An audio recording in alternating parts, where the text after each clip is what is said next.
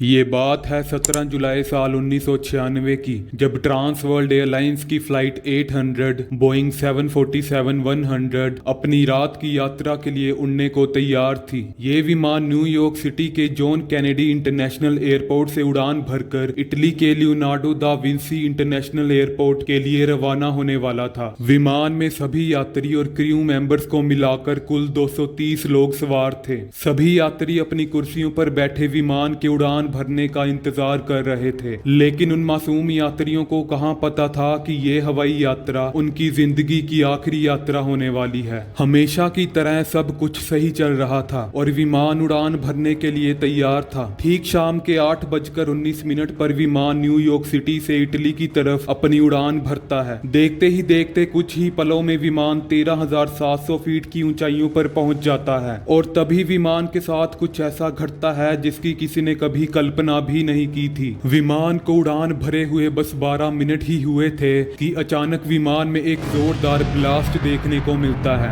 ये धमाका इतना भयानक था कि विमान उड़ते समय ही दो हिस्सों में बट गया। हुआ कुछ यूं कि विमान जब 13,700 फीट की ऊंचाइयों पर उड़ रहा था, तभी विमान के सेंटर फ्यूल टैंक में तकनीकी खराबी के चलते शॉर्ट सर्किट होने के कारण आग फैलने लगती है। पायलट और क्रू मेंबर्स को इसके बारे में कोई जानकारी नहीं थी कि विमान के फ्यूल टैंक में शॉर्ट सर्किट हुआ है। देखते ही देखते आग फ्यूल टैंक में फैलने लगती है, जिसके कारण विमान में एक जोरदार धमाका होता है। ये धमाका इतना भयानक था कि विमान 13,700 फीट की ऊंचाइयों पर दो हिस्सों में बट जाता है और सभी यात्री और क्रू मेंबर्स की उसी समय एक दर्दनाक मौत हो जाती है। विमान उस समय अटलांटिक ओशन के ऊपर से गुजर रहा था, जिसके कारण विमान के साथ साथ सभी यात्री समुद्र में जा गिरते हैं। नेशनल ट्रांसपोर्टेशन सेफ्टी बोर्ड द्वारा मामले की जांच करते हुए विमान के मलबे को समुद्र से निकाला गया। जांच में पाया गया कि हादसे के समय विमान के सेंट्रल फ्यूल टैंक में बेहद कम तेल मौजूद था, लेकिन शॉर्ट सर्किट के चलते आग लगने के कारण इतना बड़ा हादसा हुआ। मामले की जांच दौरान पाया गया कि इस हादसे के बाद कुछ लोगों को बचाया जा सकता था, लेकिन क्योंकि विमान समुद्र के ऊपर से गुजर रहा था, इसलिए जिन लोगों की जान बचाई जा सकती थी वे समुद्र में डूबने के कारण मारे गए। दोस्तों, आपने हवाई हादसों के बारे में तो काफी सुना होगा, लेकिन न्यूयॉर्क की ट्रांस वर्ल्ड एयरलाइंस का ये हादसा आज तक के हवाई हादसों में सबसे बड़ा हादसा था, जिसमें विमान में मौजूद सभी लोगों की एक दर्दनाक मौत हुई थी और इस हादसे में एक भी इंसान जिंदा नहीं बच पाया था।